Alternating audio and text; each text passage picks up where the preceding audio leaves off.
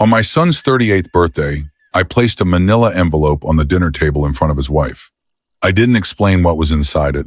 I didn't raise my voice. I hadn't raised my voice at another human being in 32 years of marriage, and I wasn't about to start over this. I said 3 words to her: Earl's number's inside. Then I walked back to the kitchen and poured myself a cup of coffee. Bethany has not set foot in my house since that night. My son Kyle filed for divorce 9 days later. The forgery charge is still pending with the Millhaven County Sheriff's Office. And somewhere in Savannah, my former daughter-in-law is looking for a lawyer willing to explain to a judge why her fingerprints are on documents she swears she never touched. If you enjoy real stories about fathers who protect what matters, hit that subscribe button right now and turn on notifications. Welcome to Revenge Blueprint. You are going to want to stay with me until the very end of this one, because the part that will stay with you is not what I did to Bethany. It's what she did to my dead wife's memory, and why that was the last mistake she ever made inside this family. My name is Dale Harmon. I'm 64 years old. I live in Millhaven, Georgia, which is a small enough town that the county fair is still the biggest event on the calendar, and everyone at the hardware store knows everyone else's truck. I spent 22 years in the United States Marine Corps as a gunnery sergeant. I deployed 3 times. I came home each time, which is more than I can say for some men I served with, and I do not say that lightly. When I retired at 43, I came back to Millhaven because my father was still running Harmon's Hardware, and he needed a second set of hands, and because I needed a reason to be somewhere. Both of those things worked out the way they needed to. The shop has been in this family since 1947. My grandfather opened it with a $2,200 loan from a building association in Macon. My father ran it for 40 years. I have run it for the last 21. It is not fancy. It is a working hardware store on Route 44. 2 aisles of fasteners, 1 wall of paint, a decent lumber selection out back, and a counter up front where I have kept a small ceramic coffee mug since 2019. Blue, with yellow flowers painted on it. My wife Carol painted it herself at a pottery class in Savannah in 1998. She brought it home, set it on the kitchen table, looked at me, and said, "Don't you dare use this for anything except your morning coffee." I said I wasn't planning to. She laughed at that, which was the right response, and I loved her for it the way I had loved her since 1987, which was the year she told me I was going to propose to her before I had decided that myself, and she was right, and I did. Carol died of ovarian cancer 6 years ago. It was a 14-month fight, and I was present for every single day of it. We had been married 31 years. In the Corps, you learn that some things hold and some things don't, and the trick is knowing which is which before you have to bet your life on the difference. Carol held. She was the best judgment I ever had access to, and I have missed her every morning since the one when she was no longer there to miss. I have one son, Kyle. He is 38 years old as of this past October. He works as a project manager for a land development company out of Augusta. He is organized, thorough, and better on paper than he is on his feet, which is a quality he inherited directly from his mother, and which has served him better in the commercial real estate industry than it ever would have served him in the Marines. After Carol died, Kyle went through a rough stretch, about 2 years of isolating, of drinking more than he should have, of the kind of slow withdrawal that grief can pull you into when you let it. He came out the other side quieter than he went in. I understood that, and I did not push him. I have one granddaughter, Maggie. She is 9. She has Carol's eyes and my stubbornness, which means she is going to be fine, but she is not going to be easy. And I say that with complete admiration. Every Thursday after school, Maggie comes to the hardware store. She has been doing this since she was 6 years old. She sits at the counter, works on her homework, and occasionally assists me in sorting fasteners into the correct bins, a task she approaches with a level of seriousness that exceeds most adults I have employed over the years.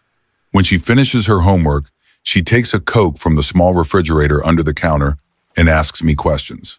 Some of the questions are about hardware. Some are about the Corps. Some are about Carol. Those last ones I answer carefully and completely. I consider them the most important inventory I keep. Kyle met Bethany online in the winter after his rough stretch ended. He told me about her in March and brought her to Millhaven in May. She was from Savannah originally, had come back after a divorce, was working remotely for some kind of marketing consultancy.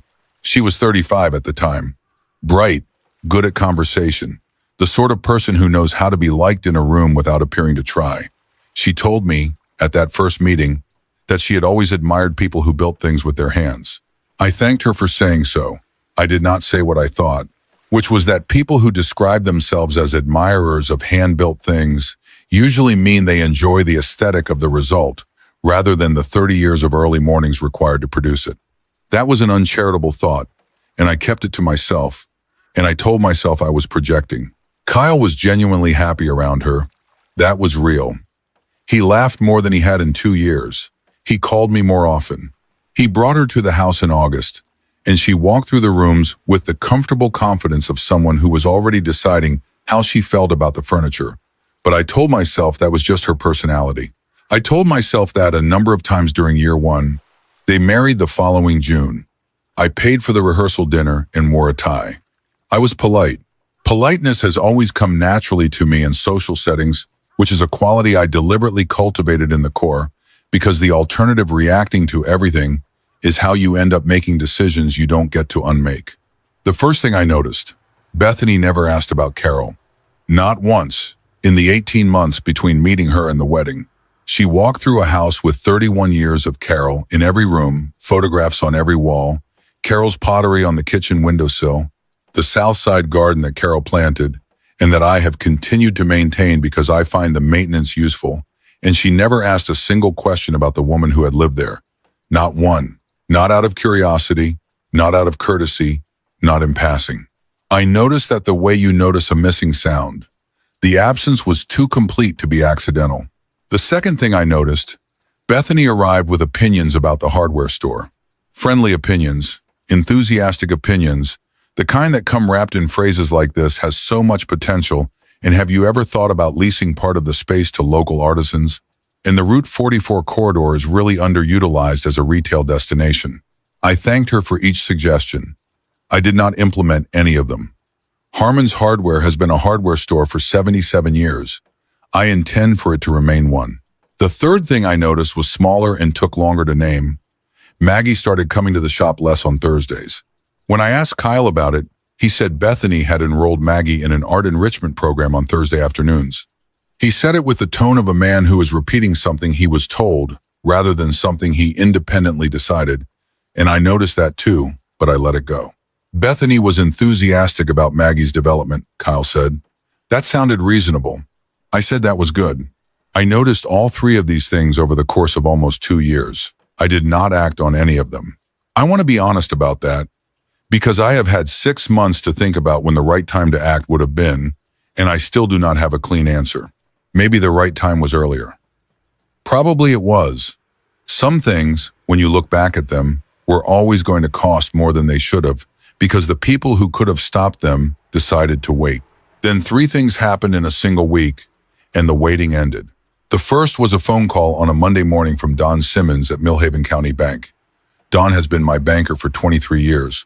He is a methodical, careful man, the kind who reads every document twice before he does anything with it, which is exactly the quality you want in a person who is managing your family's financial accounts. Dale, he said, I need you to come in. Something was submitted to us last week requesting the addition of an authorized user to the Harmon Hardware LLC account. The signature on the documentation doesn't match the signature we have on file for you. I've been holding it pending your verification. I asked him whose name was on the document. Bethany Harmon, he said. I thanked him. I told him I would come in the following morning. I hung up the phone. I was standing at the counter in the shop. The morning light was coming through the front windows, the way it comes in October low, sideways, laying across the floor in long yellow strips. Carol's mug was on the counter. I looked at it for a moment. I picked it up and moved it to the shelf behind me, where customers couldn't bump it accidentally. Then I called Earl Hutchins. Earl has been my lawyer for 22 years. He was Carol's family lawyer before he was mine. He is 67 years old, drives a 12-year-old Buick he refuses to replace for reasons he has never satisfactorily explained, and is the most patient reader of legal documents I have ever encountered. He answers his phone on the second ring, which I have always taken as a sign of a man who is organized but not anxious, the same balance I aspire to.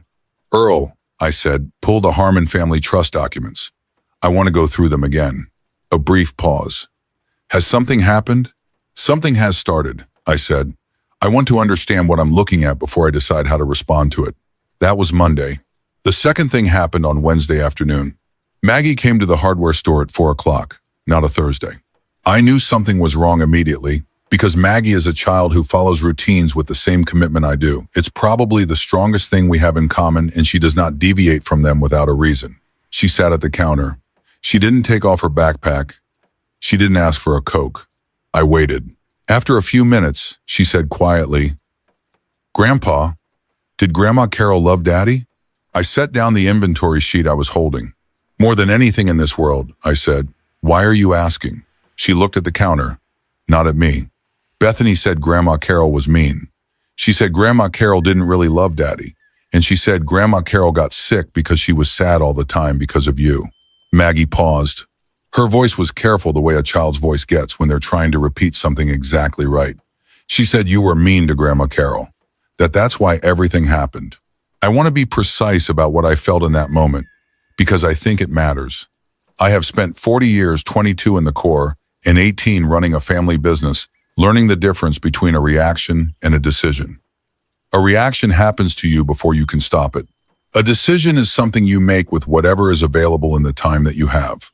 The feeling I had when Maggie finished speaking was very large and very specific, and I knew what kind of feeling it was because I had felt it shape before in 2 or 3 other moments in my life when something became permanently, irrevocably clear. I did not react. I said, Grandma Carol was not mean. She was one of the kindest people I've ever been in a room with. Your daddy was loved by her every single day of his life. And the last year of your grandmother's life, the hardest year, was the most honest year I have ever shared with another human being. You hold that. Don't let anyone take that from you. Maggie nodded. She looked a little better, but not all the way better. And I made a note of the distance between those two things. I got up. I went to the back of the shop, closed the door behind me. I stood at the window that looks out on the lumber yard. It was a cold October afternoon. The light was flat. There was a crow on the fence post near the woodpile, just sitting there, not doing anything in particular. I watched it for about 2 minutes. Then I came back out, got Maggie a Coke from the mini fridge, and asked her what she had for homework. She stayed until 5:30. When I drove her home, Kyle answered the door, and I looked at my son's face carefully the way I look at a situation when I need to assess it without telegraphing that I'm assessing it. He looked like a man who hadn't heard what his wife had said to his daughter. I decided not to tell him yet. I needed the full picture first. That's how I was trained to approach situations where the information is incomplete. You gather, you confirm, you understand the shape of the thing before you act on it. Acting on half the picture is how you break things that don't need to be broken. The third thing happened on Friday. My neighbor Cheryl Dawes came into the store for a bag of bird grit. Cheryl is 71 years old.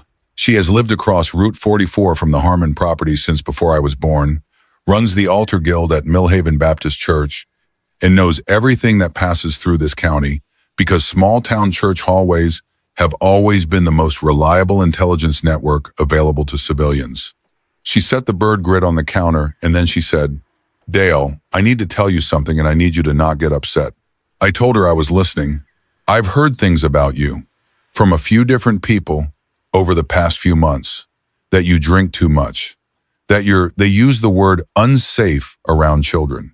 She looked at me steadily. I don't believe a word of it, and I want you to know that, but I thought you should know it's being said. Where's it coming from? I asked. She didn't answer directly. She looked at me the way people look when they know the source but feel uncomfortable being the one to confirm it. I understand, I said. Thank you, Cheryl. She left.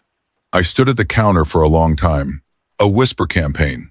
While Don Simmons was holding a forged financial document at the county bank, while Carol's memory was being delivered to a 9-year-old girl in the form of a deliberate lie.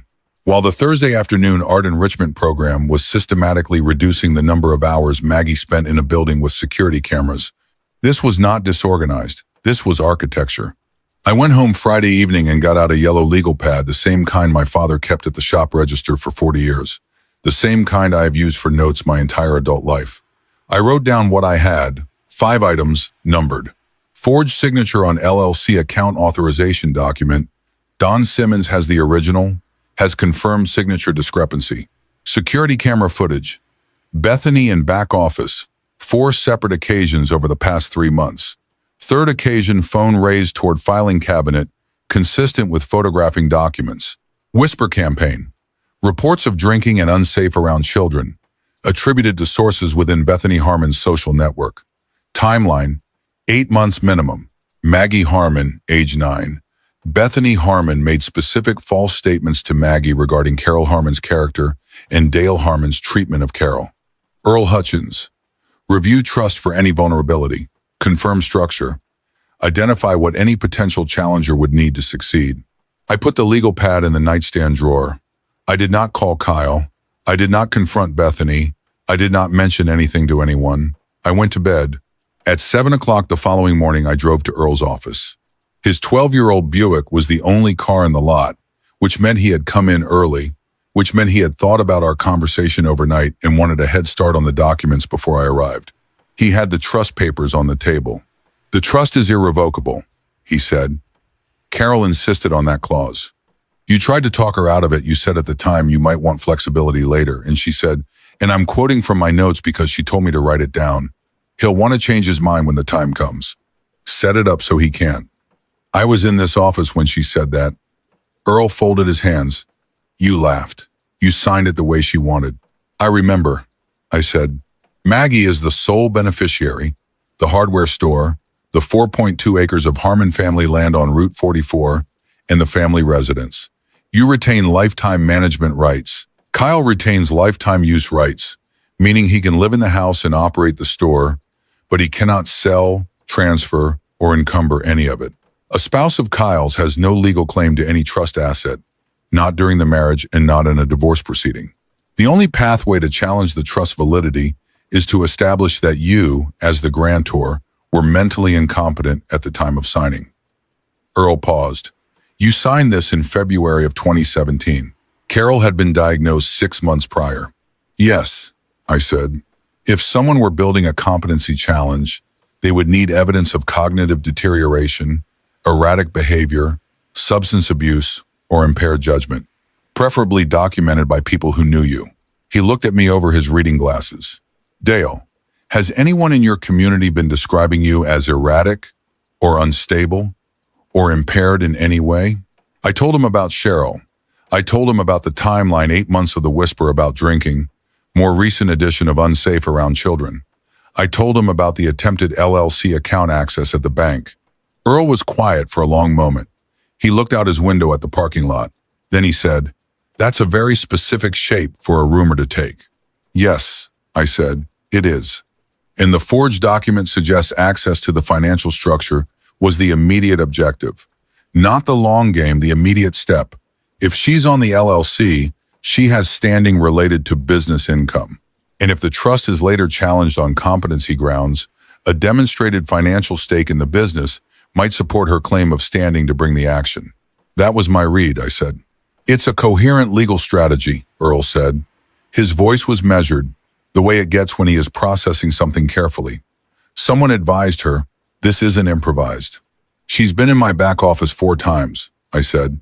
"I have footage from the security cameras." Earl nodded slowly. He tapped his fingers on the desk twice and then stopped. "What do you want to do?"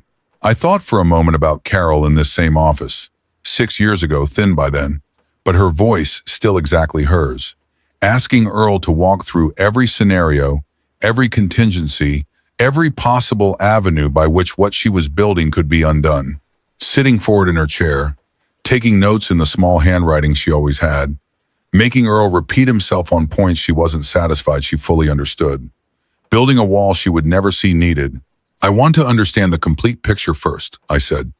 "Then I want to give Bethany the opportunity to understand that I understand it. That's all. That's everything I want." Earl held my gaze for a moment. "All right, Dale. There was one more piece I needed. I needed to know how far the network had spread, not from a legal standpoint, but to understand the full map of what had been built against me and my family." That led to a call I made 6 days later to Renata Baxter, the wife of Kyle's employer at the Augusta Development Company. I had met Renata 3 times over the years, at company events Kyle occasionally brought me to. She was a pleasant woman, organized, the kind of person who keeps conversations going comfortably. She was also, I had learned from Cheryl, Someone Bethany had befriended over the past year. Through a yoga class in Augusta, they had lunch regularly and talked the way women sometimes talk with each other about their marriages and their lives. I called Renata on a Tuesday afternoon. I didn't tell her why I was calling. I said I was thinking about the holiday party and wanted to make sure Kyle's schedule hadn't changed. We talked for about 8 minutes. In those 8 minutes, without me asking directly, Renata mentioned that Bethany had spoken to her on multiple occasions about Kyle feeling trapped by his hometown, that Dale was emotionally dependent on Kyle in a way that Bethany found really concerning, and that the healthiest thing for their family would be to relocate to Savannah. She said it with the comfortable certainty of someone who has heard a story enough times that she has forgotten it was a story. She said it without realizing she was giving me precisely what I needed. I thanked her for her time. I hung up the phone. I sat at the kitchen table for about 20 minutes without moving. Outside, October rain was coming down in the flat, gray way it does in North Georgia, not dramatic, just persistent. The kitchen was quiet. Carol's mug was on the counter. I thought about what it must have taken, a year, at minimum, of patient and deliberate construction. Befriend the employer's wife, build a sympathetic narrative about the trapped husband. Plant the substance abuse rumor through people likely to carry it back to the right ears. Submit the forged document to establish financial standing. Access the filing cabinet on 4 separate occasions to photograph trust documents, locate the document, read the structure, bring it to a lawyer, receive the advice. The only avenue is a competency challenge, so build the competency narrative. All of it running simultaneously, quietly, over months, while she sat at my Sunday dinner table and ate the food I cooked. She had been patient. I will give her that. She had been patient. I picked up the yellow legal pad and wrote 2 more things at the bottom, below the numbered items. She went after Carol. That's where this ends. I set the pen down. I looked at Carol's mug on the counter, slightly uneven on the base, because Carol had made it at a beginner's pottery class, petals not quite symmetrical because she was not a professional potter and did not pretend otherwise. The best cup I have ever owned for exactly these reasons, and I thought about what Carol would have made of all this. Carol would not have been loud about it. She would have been very quiet and very final. She would have gotten out the legal pad and the yellow pen, and she would have numbered the items, and she would have done exactly what I was about to do, just faster. She always read the room faster than I did. I went back to the table. I spent the next 2 weeks preparing what I needed. I didn't rush. I didn't call Kyle. I didn't change my behavior at Sunday dinners. I was polite. I smiled when appropriate. I asked Bethany about her week, refilled her coffee, and gave no indication that anything in my understanding of the situation had changed. On the second Saturday of those 2 weeks, I drove to the county sheriff's office and sat down with Deputy Tommy Webb, who I have known since he worked part-time security at the hardware store while he was in junior college 20 years ago. I showed Tommy the security footage printouts and the copy of the bank document Don Simmons had provided. Tommy looked at both for a long time without saying anything. "She doesn't know you have these," he said. "No," I said. "She doesn't. You want a file?" "Not yet," I said. "I need to handle the family piece first. But I want this documented. I want a record that I came to you on this date and showed you this material." Tommy made detailed notes. "When you're ready," he said, "this is sufficient to open a forgery investigation. The document is clear. The footage is corroborating. It's not a guaranteed prosecution, but it's enough to start the process." I thanked him and drove back to the store. Kyle's birthday was 3 days away. On the evening before the birthday dinner, I sat at my desk and assembled the contents of the envelope. I was methodical about it. The Corps taught me that being methodical is not the same as being cold. It is simply the most respectful way to handle something that matters. Inside I placed 4 still-frame photographs printed from the security footage, good resolution, Bethany's face clear in 3 of the 4 images. A copy of the forged authorization document from the county bank, with Don Simmons' note attached, confirming the signature discrepancy. A 2-paragraph letter from Earl on Hutchins Law letterhead, dated that week, stating the structure of the Harmon family irrevocable trust, noting specifically that no spousal claim was possible under any interpretation of the current document, and that the trust had been reviewed for competency challenge vulnerability and found to be airtight. And a note in my own handwriting, which I wrote last, The trust was created in February 2017 while Carol was still living. It is irrevocable. The account authorization forgery has been documented with the Millhaven County Sheriff's Office. Earl Hutchins, 706-555-0147. I sealed the envelope. I wrote nothing on the outside. I put it in the hall closet, on the shelf where I keep spare flashlight batteries and the owner's manual for the water heater, a shelf no one has any reason to look at. Then I went to bed and slept soundly, which surprised me and also didn't. Kyle's 38th birthday dinner was at my house. He specifically asked for it, he always does, because the house is still the house he grew up in, and some things do not change with age, which is a quality I understand and respect completely. I cooked the pot roast Carol used to make for birthday dinners, the one that takes 6 hours and requires the cast iron Dutch oven we got as a wedding gift in 1986, and which has never left this kitchen.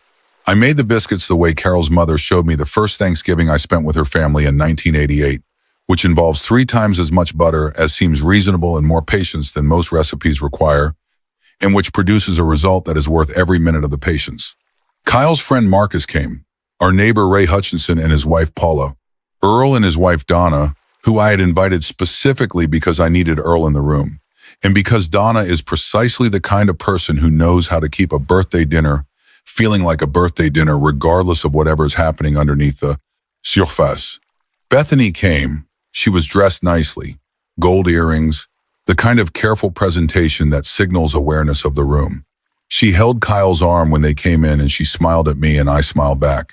Maggie sat next to me. The dinner went the way birthday dinners go in this house. Kyle talked about a project in Augusta that had finally cleared the zoning board after 8 months of committee meetings.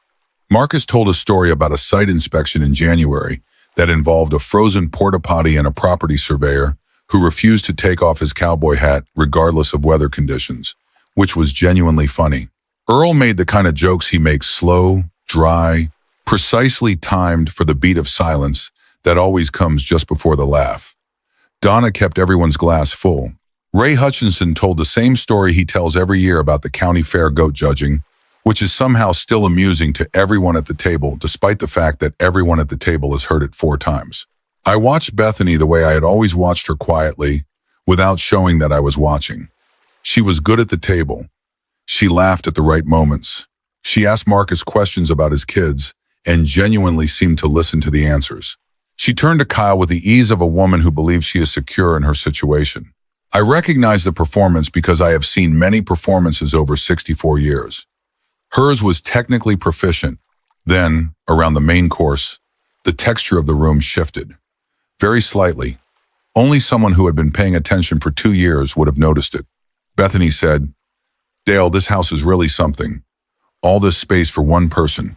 I said, "It's been in the family since 1971. There are a lot of good memories in these rooms." She nodded pleasantly.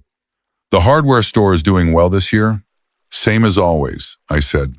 "I was just thinking the commercial real estate market on Route 44 is actually pretty interesting right now. The square footage might have significant value in other applications. As a mixed-use space, or the hardware store is a hardware store," I said, the same way I always say it. Pleasantly, a brief silence. Then, "Maggie is doing so well in her enrichment program. Her teacher says her spatial reasoning is remarkable. There's a school in Savannah that has a really exceptional STEM arts focus. I've been looking into it. For a child Maggie's age, the environment matters so much, and Millhaven is wonderful, but the opportunities in a larger city." I refilled my coffee cup. I did not say anything. Earl did not look at me. I did not look at Earl. We had been friends long enough that neither of us needed to. The table moved on. More conversation. Donna asked Kyle about a camping trip he had mentioned over the summer. Ray started a second story about the county fair that was actually a different story from the usual one. The room settled back into its birthday dinner rhythm. I finished my coffee. I set the cup down. I pushed back my chair and said, "Excuse me for just a minute." I went to the hall closet. I took the envelope from the shelf. I walked back to the dining room. Bethany had gotten up to refill her drink in the kitchen. Her chair was empty. I set the envelope down in front of her chair. I set it precisely centered, parallel to the table edge, the way you place something you have thought about carefully. Kyle looked at it. "Dad, what is this?" "It's for Bethany," I said. I turned and went back to the kitchen. I poured myself a cup of coffee. I stood at the counter and looked out the window at the dark backyard, at the south garden where nothing was visible in October at this hour, at the fence line at the edge of the property. I heard the sound of Bethany returning from the kitchen footsteps on the hardwood, the brief pause at the dining room entrance that meant she had seen the envelope on the table, the sound of her sitting down. Kyle, Bethany, one word. His voice was completely level. The sound of the envelope being opened. Paper against paper, the photographs, the bank document, Earl's letter. Kyle again, still very quiet, the way he goes when something serious is happening. Bethany, look at me. Silence in the dining room. I did not go back out. Marcus said something about needing to check on something and excused himself, which told me he had read the room, which is why I have always liked Marcus. The conversation at the table went quiet. There was the sound of Ray Hutchinson saying something low to his wife. About 4 minutes after I came into the kitchen, Earl came in behind me. He stood next to me at the counter. He did not say anything. He poured himself a cup of coffee and stood there with me, the two of us facing the same direction, which is something we have done in various configurations over 22 years of friendship, and which has always felt like the correct thing to do when there is nothing to say. Marcus said his goodbyes shortly after, warm, natural, no drama, the way a man exits a room that needs to clear. The Hutchinsons followed. Donna took Maggie by the hand and brought her into the living room to watch television, which was exactly what I had hoped Donna would understand needed to happen. And she did, because Donna Earl is one of the most perceptive people in Millhaven County and has been for 40 years. Earl stayed at the kitchen counter. After about 15 minutes, I heard Kyle's voice from the dining room. Very low, very careful, the way his voice gets when he has arrived at a decision. I could not hear the words. I heard Bethany's voice next higher, moving faster, the rhythm of explanation or justification. Then Kyle's voice again, still level. Then silence. A few minutes after that, the sound of footsteps down the hallway toward the back bedroom. Kyle came into the kitchen. He stood behind me for a moment. Dad. Mom. He was quiet for a moment. She was at the bank. The document, that's her handwriting on the signature. Yes, I said. The footage. 4 occasions, I said. Don Simmons has the original bank document. Tommy Webb at the sheriff's office has been notified. Earl can walk you through everything about the trust tomorrow, what it means, what she would have needed to succeed, and why she didn't. Silence. I could hear the television in the living room. Some cartoon Maggie was watching, the bright colors of the sound. She told Maggie things about your mother, I said. A long silence. The longest one of the evening. I know, Kyle said, quietly. The way you say something you have already been carrying before you were told it. When? I asked. Not urgently. Just the question. A few months ago. I heard part of it. I thought it was Bethany, just I should have said something. I didn't. He stopped. I set down my coffee cup and turned around and looked at my son. He was 38 years old and he looked about 24, which is the age he was when Carol first got sick and which is the age I see in his face whenever something breaks through the surface. You didn't know what you were looking at, I said. Neither did I, for a while. Now we do. Take your time with it. Sleep on it. Talk to Earl in the morning. He will explain everything clearly. I'm not going anywhere. Kyle nodded. His jaw tightened the way it does when he is deciding not to cry, which is a thing he got from me and which I am not entirely sure is a quality worth passing on, but it is what it is. I put my hand on his shoulder, once, let it stay for a moment, then I let go. I went to the living room. Maggie was on the couch with her head on Donna's shoulder, one hand curled under her chin the way she has always slept the same position. Carol said Kyle slept in at that age, which is one of those continuities in families that you notice and hold, and do not mention too often, because it means too much to use lightly. I stood in the doorway and looked at her for a long moment. Then I went to my room. I moved Carol's mug, which I had brought from the shop, to my nightstand 2 weeks earlier, because I find it useful to have near me when I am thinking through something important, back to the dresser where it belongs. I got into bed. I went to sleep. Earl sat with Kyle for nearly 3 hours the following morning. Kyle called me when it was over and said she knew about the trust. A lawyer in Savannah, someone she had been consulting for at least 4 months, told her the only avenue was a competency challenge. The drinking story started about 8 months ago. The unsafe around children piece was more recent, maybe 4 months. I was quiet. She had a whole plan, Kyle said. The words came out carefully, the way words come out when a person is still processing what they mean. Yes, I said. She thought you wouldn't find out. Or that by the time you did, it would already be. Kyle, I said, I need to ask you something. What she said to Maggie about your mother, do you think she believed it? What she said. He didn't answer right away. I heard him breathe. I don't know, he said. I think she said what she needed to say. What would work? That was the answer I had expected, and the one I found the most difficult to sit with. There is a specific kind of hard in understanding that a person looked at a 9-year-old girl and calculated what lie would be most useful to tell her. I have sat with that for 6 months now. I am not finished sitting with it. Kyle hired his own attorney that same week, recommended by Earl, not the lawyer Bethany had been consulting. The divorce moved more quickly than these things usually do, which is what happens when the evidentiary situation is clear and one party's position is fundamentally indefensible. Kyle was served in mid-November. Some terms were contested in December. It was substantially resolved by February. The forgery charge took longer. Criminal proceedings always do. Bethany's attorney negotiated. She did not go to trial. I was not present for any of the proceedings beyond my initial statement to Tommy Webb, and I did not need to be. I had done my piece, gathered carefully, protected Kyle and Maggie from incomplete information, given the county what it needed to proceed on its own authority. After that, it was the system's work, not mine. My work was the hardware store. Maggie on Thursdays, Kyle on... Here is what I want to say carefully, because it matters.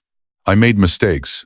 I noticed things about Bethany in the first year that I did not act on because my son was happy. A man who spends 40 years observing people, who notices all the relevant signals, and who still chooses to wait, that man carries the weight of what the waiting allowed. Maggie carried a lie about her grandmother in her head for some period of months before she skipped a Thursday activity and came to the store. I do not know how long she carried it alone. Long enough that it took her 4 days to decide to come to me rather than to her father. That is a consequence of my waiting, and I own it.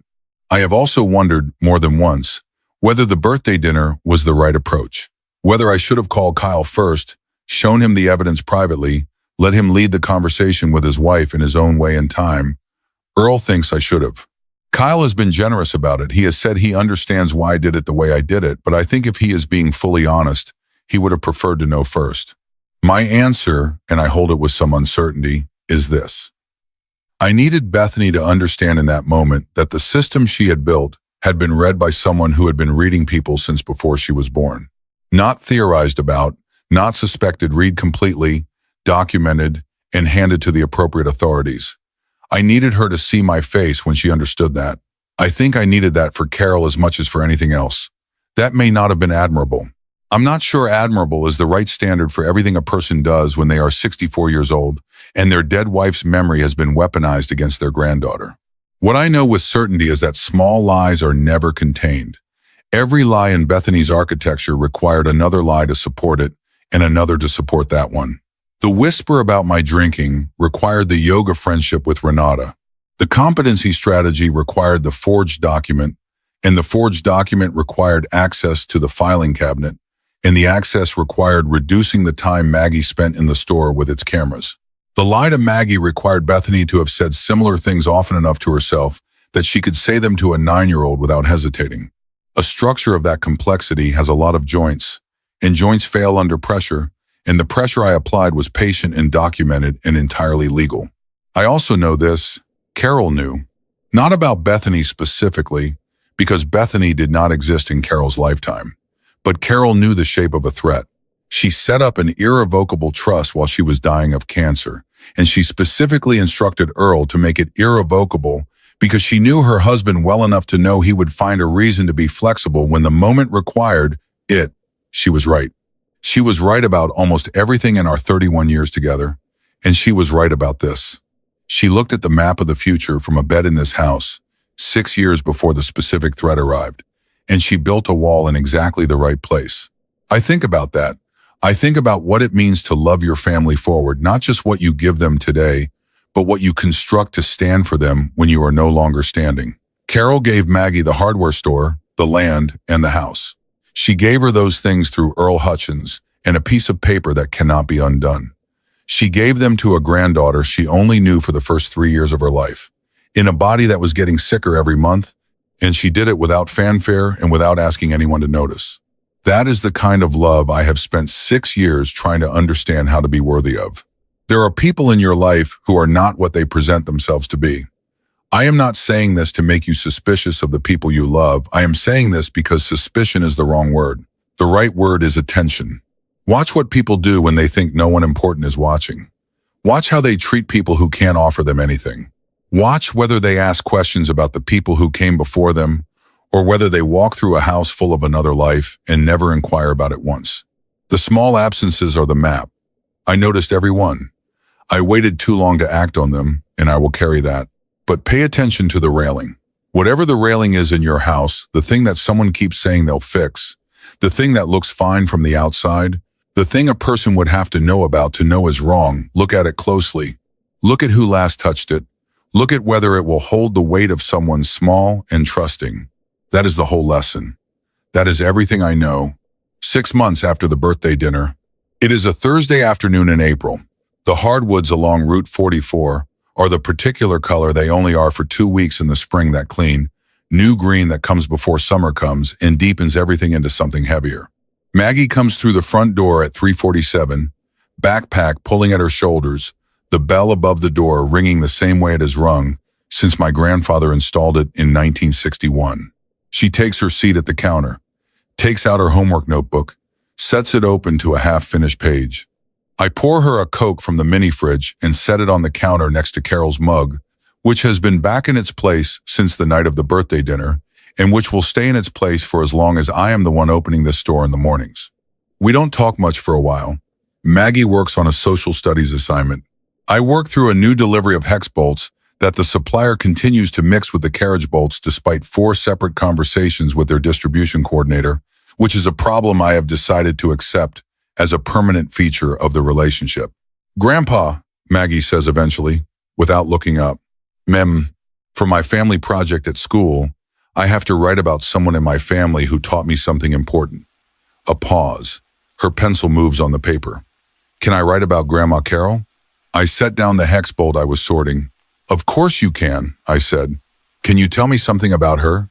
Something she taught you?" I think about that for a moment. There are 31 years of answers to that question.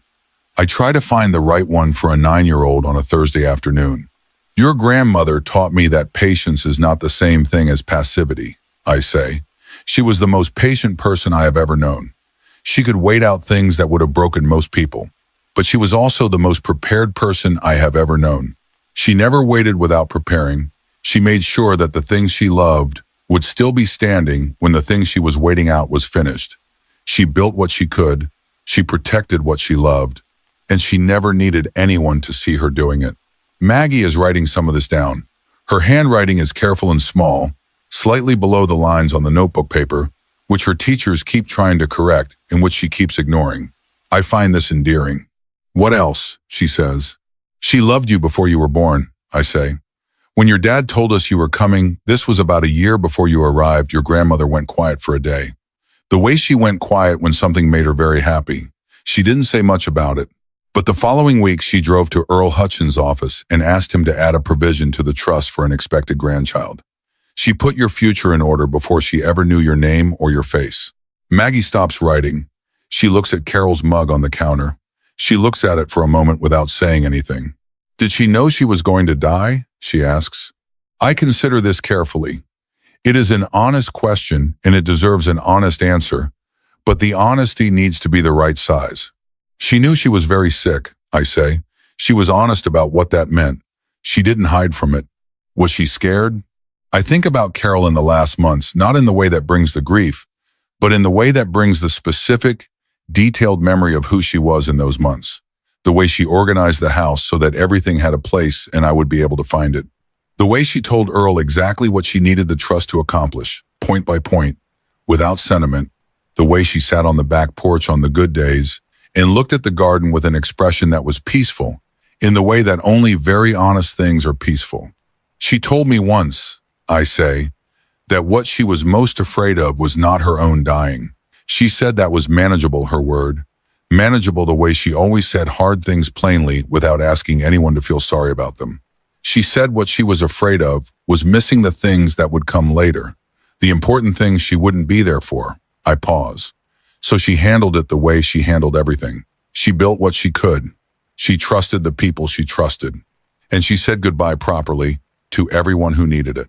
Maggie is quiet for a moment. Then she says, I think I want to write about that, about how she built things. That is a good thing to write about, I say. She goes back to her notebook. I go back to the fasteners.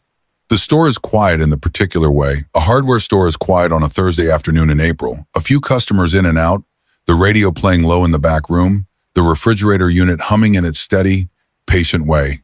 It is the same quiet it has been on Thursday afternoons at Harmon's Hardware for 77 years. I find that I am grateful for it in a way I could not have articulated when I was younger, when quiet seemed like something that happened between things that mattered. It turns out the quiet is the thing that matters. The other things happen inside it. Kyle called last Sunday.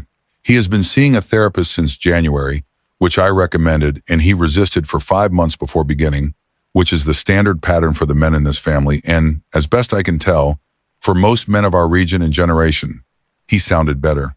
Not repaired, that is not the word for what happens after something like this, and I distrust words that don't fit the actual shape of things, but he sounded like a man who is orienting, who has a sense of direction, who is building something rather than simply surviving the wreckage. He said, Dad, how did you know to wait?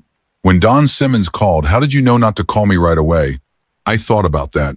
I didn't know, I said. I just knew I didn't have the complete picture yet. And if you act on half the picture, you can break things that don't need to be broken. She was better at this than I saw, he said. Quiet. Not accusatory. Just the statement of a man acknowledging something he had not been able to see. Yes, I said. She was. I keep wondering how long. It doesn't matter how long, I said. You know now. That's the part that holds. He was quiet. I let the quiet be what it was, because some silences are carrying something and the only correct response is to let them carry it. Thanks, Dad, he said. Of course, I said. We talked for a few more minutes about ordinary things, his work, the weather in Augusta, whether I had gotten the roof gutter repaired, which I had not. Then he said he had to go, and I said I'd see him Sunday, and we hung up. I went to the kitchen afterward. I poured coffee into Carol's mug. I stood at the window that looks out on the south garden, the garden she planted in 1994, and which I have continued to maintain every spring since she died, not because I am a gardener, but because she was, and the garden is still here, and it still needs what it has always needed, which is consistent attention and the willingness to kneel in the dirt for something that does not give immediate results. I am 64 years old. I have served in 2 decades of the Corps, buried 1 wife, maintained a family business through a legal challenge, and sat at a birthday dinner with a forger 3 feet away while I poured coffee and waited for the moment to place an envelope on a table. I don't know what prepares a man for the next thing. I'm not sure anything does, completely.